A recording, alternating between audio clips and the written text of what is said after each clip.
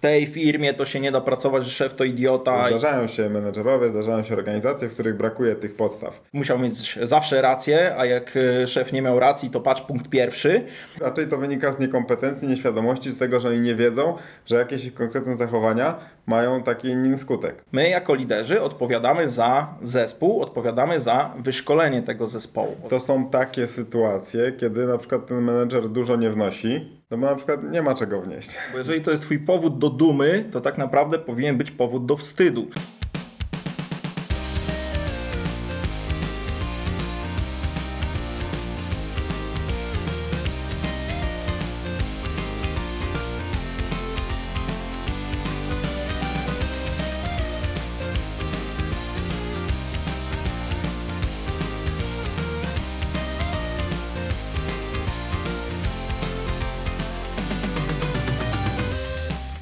Cześć, witajcie w Nerd Management. Z tej strony Paweł Rykowski i Krzysztof Rakowski. Dzisiaj porozmawiamy sobie o zarządzaniu. O zarządzaniu, ponieważ widzicie tutaj masę książek. W każdym odcinku mamy masę książek przed sobą. I w każdym odcinku mówimy o zarządzaniu. Właśnie. I teraz patrzcie, mamy książki o tym, że trzeba o ludzi dbać. Mamy książki o tym, że są dysfunkcje zespołów i jak zadbać o te zespoły bardziej. Mamy książki o tym, jak pracować razem skądkolwiek i mamy o tym, jak zarządzać prosto z serca. A jednak czasem zdarza się tak zwane zarządzanie na pieczarkę. Wiesz, co to jest?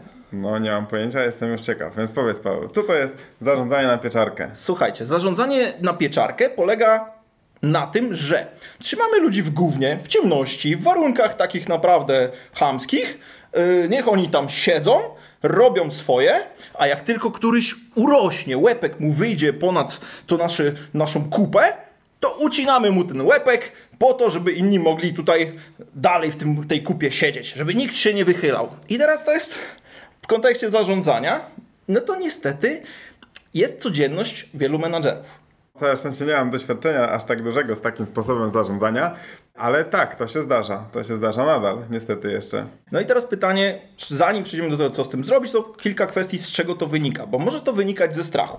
Może to wynikać z tego, że mamy osobę, która wchodzi na stanowisko lidera, menadżera, a nigdy tam nie powinna być, bo nie była wyszkolona, nie ma pojęcia, co tak naprawdę ma robić i boi się, że ludzie tej osoby, podwładni, będą lepsi od niej. Będą potrafić zrobić rzeczy szybciej, lepiej, wydajniej, przez co ta pozycja tego lidera automatycznie staje się zagrożona. Takich może znasz?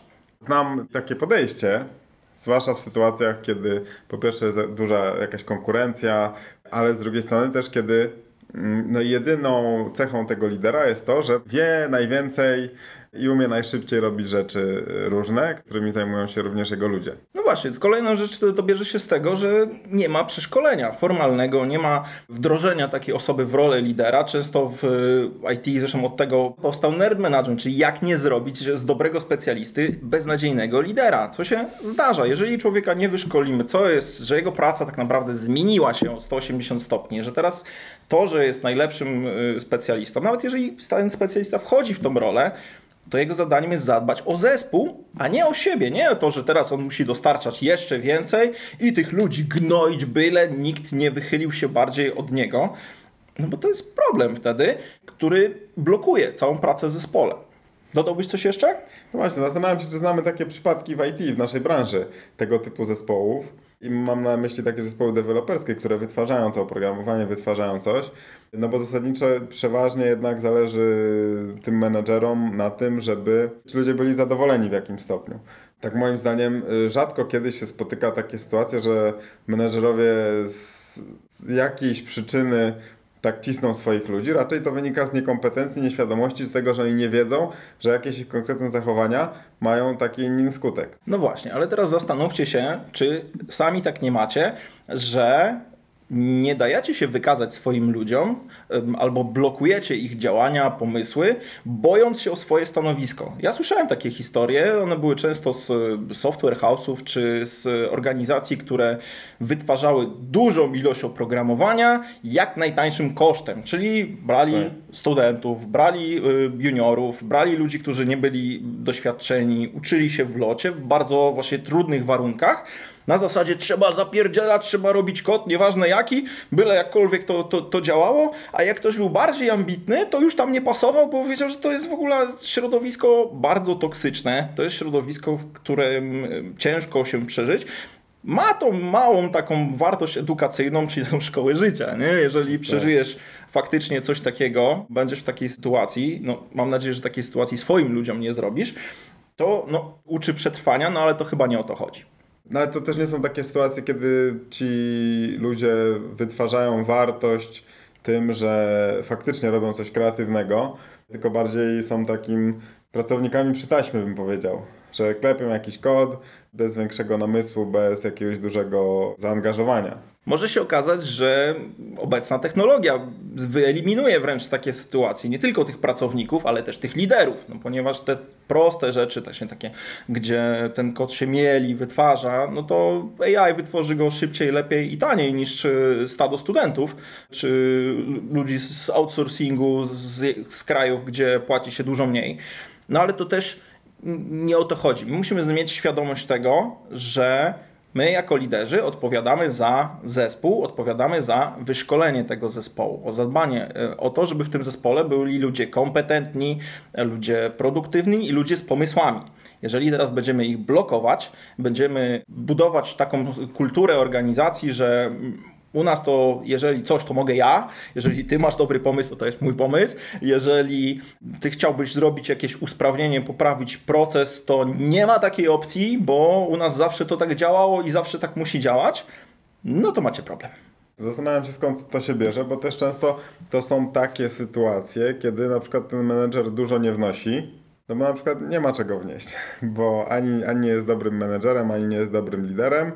Też może nie ma dla niego jakoś za dużo pracy, więc jedyne co, no to może się ścigać z tymi swoimi podwładnymi na to, ile kodu naklepie, albo jakie będzie miał trochę lepsze pomysły niż oni. Właśnie, ale napiszcie nam w komentarzach, czy znacie w ogóle takie sytuacje, czy czujecie, że to jest coś bliskiego waszemu doświadczeniu. Może mieliście takiego szefa, pracowaliście w takiej organizacji, może dalej jeszcze w niej jesteście, może już z niej uciekliście, że nie było tego miejsca, nie było miejsca na rozwój, że szef musiał mieć zawsze rację, a jak szef nie miał racji, to patrz punkt pierwszy, albo nie było tam w ogóle przestrzeni na to, żeby wykazać się w jakikolwiek sposób. Czy to jest tylko nasza bańka, że nam się wydaje, że jest jednak pięknie, kolorowo i ten świat IT to jednak jest środowisko takie bardziej przyjazne, czy jednak te pieczarkownie też funkcjonują? Ja sam kilku słyszałem jakiś czas temu, ale byśmy was bardzo prosili, napiszcie w komentarzu, czy nam się tylko wydaje, czy faktycznie tak jest. Trochę jak tak się spotykałem, czy rozmawiałem z naszymi słuchaczami, to słyszałem takie opinie właśnie, że niektóre takie tematy, o których rozmawiamy, to są ciekawe tematy i ważne, ale jednak zdarzają się menedżerowie, zdarzają się organizacje, w których brakuje tych podstaw. Zastanawiając się, co powinienem zrobić, jeżeli mam takiego szefa, czy jestem w takiej organizacji, to odpowiedź na to pytanie zostawimy wam, bo możecie to sobie sami przeanalizować i też zastanowić się, ale co mogą zrobić tacy szefowie, którzy na przykład teraz słuchając sobie zdają sobie sprawę, o kurde, to jestem ja jestem taki. Przede wszystkim uświadomcie sobie, że wasza rola się zmieniła. Jeżeli wyszliście ze stanowiska specjalisty i dalej chcecie być specjalistą, a jesteście liderem, albo już nie tylko liniowym, ale jesteście na przykład dyrektorem, a klepiecie wszystkie pull requesty, dbacie o jakość kodu, śledząc wszystkie zmiany, blokujecie te zmiany, bo przecież wy musicie je zatwierdzić, to czas najwyższy odpuścić. I teraz może to być bardzo trudne zadanie, ponieważ to nasze ego jest często wywalone w kosmos i trzeba sobie z tym poradzić. Jak sobie z tym poradzić? Trzeba uzmysłowić sobie, że naszym zadaniem jest rozwiązywanie problemów w zespole i sprawianie, żeby zespół dowoził efekty. Czyli nie teraz ja to zespół, tylko my to zespół, a właściwie to nawet moi ludzie to zespół. Musisz zatrudniać ludzi mądrzejszych od siebie, lepszych, bardziej inicjatywnych, kreatywnych. I musisz się pogodzić z tym, że oni w tym obszarze będą lepsi. Jeżeli jesteś na ścieżce liderskiej, jesteś team liderem, menadżerem, dyrektorem, to twoim zadaniem jest zadbać o to, żeby to środowisko było pomocne, a nie żeby było toksyczne, bo wtedy ludzie będą uciekać i będziesz miał w kółko te same problemy, bo jeżeli czujesz, że coś takiego robisz, to spójrz w swoją historię z zespołu, zobacz ile ludzi od ciebie odeszło, ilu ludzi pisało opinie na portalach, że w tej firmie to się nie da pracować, że szef to idiota i tutaj jest straszna atmosfera. Jeżeli coś takiego jest, to jest twoja wina i ty musisz coś z tym zrobić. No właśnie i rzecz w tym, że nie da się być jednocześnie na przykład świetnym liderem technicznym, technologicznym i jednocześnie być świetnym liderem, który zarządza ludźmi w jakiejś większej skali, powiedzmy większą liczbą osób niż jeden zespół. I nie da się na przykład jednocześnie zarządzać produktem. Znaczy inaczej, da się i znam takie osoby, ale one na przykład pracują po 12 godzin dziennie, co zdecydowanie jest niezdrowe i w długim terminie to się nie uda. Więc zasadniczo zakładając dla osób, które pracują tyle, ile powinny, jeżeli chodzi o czas, to raczej to jest ciężkie do zrobienia. Pierwsze, co trzeba sobie uświadomić, to, że trzeba się jednak specjalizować, nie można robić wszystkiego, nie możesz być tym wysoko postawionym właśnie menedżerem, dyrektorem i cały czas klepać jakiegoś kodziku, no bo wtedy jesteś wąskim gardłem. Właśnie, ja to pociągnę, bo jeżeli to jest twój powód do dumy, to tak naprawdę powinien być powód do wstydu, bo jeżeli ty odpowiadasz za wszystkie, jesteś robokopem, super, naprawdę mega szacun. My sami tacy jesteśmy, właściwie to byliśmy, gdzie ciągnęliśmy i technologię, i people management, i produkt, i biznes, i potrafiliśmy się dogadać z klientem, i robić wszystko, ludzie, orkiestra. Nie? I teraz problem jest jeden, ponieważ to się nie skaluje. Spróbuj zatrudnić takiego człowieka do siebie, do swojej organizacji, no to jeżeli znajdziesz jakiegoś, który akurat ma czas, bo wraca z wakacji po, nie wiem, przerwie, po zmianie firmy, czy w ogóle chce zmienić firmę, no to jest jak szukanie, nie wiem, diamentów, igły w stogu siana, że wejdzie i pociągnie to w taki sposób. Ale tak szukając po rynku, takich ludzi jest piekielnie mało, więc zapewnienie jakiegokolwiek ciągłości tego biznesu, kiedy tobie coś się stanie, albo po prostu tobie się znudzi, albo padniesz na zawał, bo w końcu wykończysz się zdrowotnie, to jest niebezpieczne i taka sytuacja naprawdę powinna być taką czerwoną lampką, że jeżeli ty jesteś dumny z tego, że robisz wszystko i za wszystkich i jesteś w ogóle wymiatacz numer 1, to zacznij się tego bać i zacznij szukać rozwiązań, komu możesz co oddelegować. Mieliśmy parę odcinków o delegowaniu, o tym jak rozdzielać zadania, komu co możesz dać. Mówiliśmy też o Task Relevant Maturity i o różnych narzędziach tego typu, to podlinkujemy wszystko w notatkach do tego odcinka. Ponieważ to jest piekielnie ważne, że kiedy tobie coś się stanie, czy po prostu wyjedziesz na urlop dłuższy, żeby w końcu odpocząć, to żeby inni byli w stanie to też pociągnąć. Znam taki przykład, jak była do podjęcia jakaś decyzja techniczna, dosyć ważna, architektoniczna. No i na spotkaniu było na przykład z każdego z pionu był dyrektor i senior developer.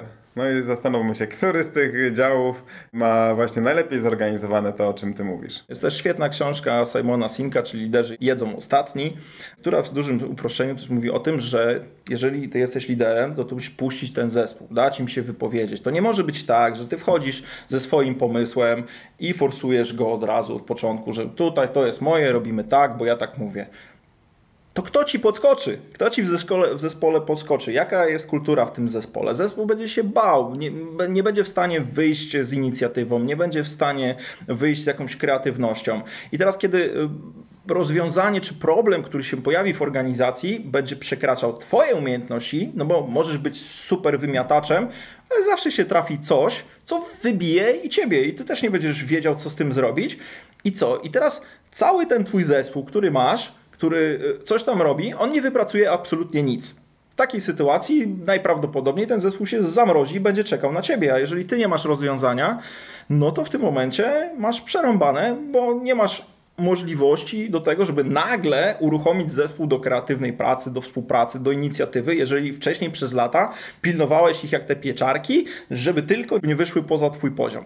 To chyba sprowadza się do tego, że często nieświadomie tworzymy takie zespoły i tworzymy takie kultury, nie dlatego, że właśnie ktoś jest złośliwy, głupi, czy boi się, że ktoś go wygryzie z roboty, bo to tak się przedstawia przeważnie, tylko raczej dlatego właśnie, że chcemy tutaj reagować jako pierwsi, chcemy wspierać firmę, no i przecież nie możemy czekać na to, że jakiś deweloper tam rozkmini jakiś temat i zajmie mu to godzinę, skoro my już wiemy, więc możemy zareagować, możemy podjąć decyzję. No bo przecież oni nie muszą podejmować decyzji. Nic się nie stanie, nic się nie stanie, jeżeli ja tutaj klepnę pijarkę, tu wypchnę kod, tu zrobię featurek, tu jeszcze dogadam z biznesem, tu jeszcze ustawię architekturę i później się okazuje, że robię wszystko, a ludzie tylko czekają i patrzą i tracą tak naprawdę swoją energię, pasję, wydajność, no bo życie tracą, bo życie tracą, się nie uczą. dokładnie, niczego się nie nauczą i im szybciej odejdą, tym tak naprawdę lepiej dla nich i może to będzie dla Ciebie sygnał, że coś trzeba z tym zrobić, także nie życzymy Ci tego, żebyś się obudził w momencie, kiedy cały zespół Ci odejdzie, rzuci papierami i zostaniesz z tym problemem sam, tylko żebyś miał okazję teraz przemyśleć sobie swoje działania, zastanowić się, czy możesz coś usprawnić w zespole, czy możesz z nimi pracować inaczej, lepiej, czy zastanowić się, kiedy ostatnio rozmawiałeś z ludźmi na temat ich learning planów, na temat ścieżek kariery, na temat tego, co oni chcą w życiu robić, co chcą robić w tej pracy, co ich pasjonuje, co ich kręci i w czym są lepsi od Ciebie. No kiedy w ogóle z nimi rozmawiałeś 1 na 1, bo też znam takie przykłady menedżerów, którzy właśnie tyle mają jakiejś takiej bieżącej roboty, no bo nie delegują, to jest właśnie ta kwestia, że no nie mają czasu, żeby rozmawiać ze swoimi podwładnymi właśnie o ich rozwoju, o ich problemach, o zagadnieniach, tylko cały czas jest bieżączka jakaś biznesowa, produkcyjna, no i nie ma czasu na nic innego. Jeżeli to jest pierwszy odcinek, na który trafiłeś, Nerd Management, to zapraszamy Cię do naszej biblioteki na YouTubie, gdzie mamy już ponad 140 odcinków. Tam jest naprawdę dużo wiedzy, która przydaje się do tego, żeby wdrożyć się jako lider, wdrożyć się w tą rolę i zarządzać tym zespołem skutecznie w taki sposób, żeby być dobrym liderem, a nie beznadziejnym liderem. I teraz też zaczęliśmy działalność szkoleniową, więc jeżeli chcecie szkolenie dla siebie czy dla swojej firmy, dajcie znać, napiszcie na kontakt@nerd.management i dogadamy wszystkie szczegóły. A tymczasem zapraszamy Was do zapisania się na nasz newsletter na stronie nerd.management/newsletter, żebyście byli na bieżąco z tym, co się u nas dzieje. No i oczywiście do zobaczenia, jak zawsze, co drugi wtorek o 8:00. Trzymajcie się. Cześć! Cześć.